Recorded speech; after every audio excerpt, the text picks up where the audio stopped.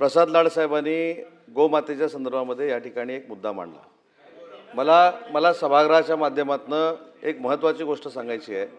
आपल्या देशातलं महाराष्ट्र राज्य हे पहिलं असं राज्य आहे की ज्यावेळी एकनाथ शिंदे साहेब राज्याचे मुख्यमंत्री होते ते देशात पहिल्यांदा या राज्यानं गोमातेला राज्यमातेचा दर्जा दिला।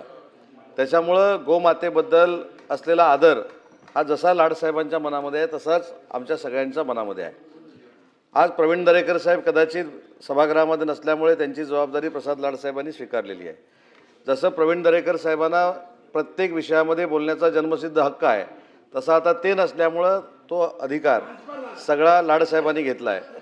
पण लाड साहेब बोलत असताना PPP मॉडेलवर ते बोलले, जे PPP मॉडेल सगळ्यात जास्त त्यांना आवडतं।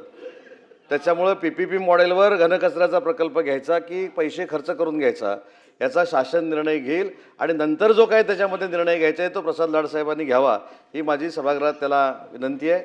आणि म्हणून गोमातेच्या संदर्भामध्ये विक्रांतजींनी असेल अनिकेतजींनी जो मुद्दा मांडला भविष्यामध्ये असे प्रकार घडणार नाहीत याच्यासाठीच मी सांगितलं की विभागीय आयुक्तांच्या मार्फत आपण चौकशी करू। दुसरी चौकशी आपण पर्यावरण विभागाच्या मार्फत करू आणि त्याच्यातनं जे काही निष्पन्न होईल त्याच्यावर आपण कारवाई करू।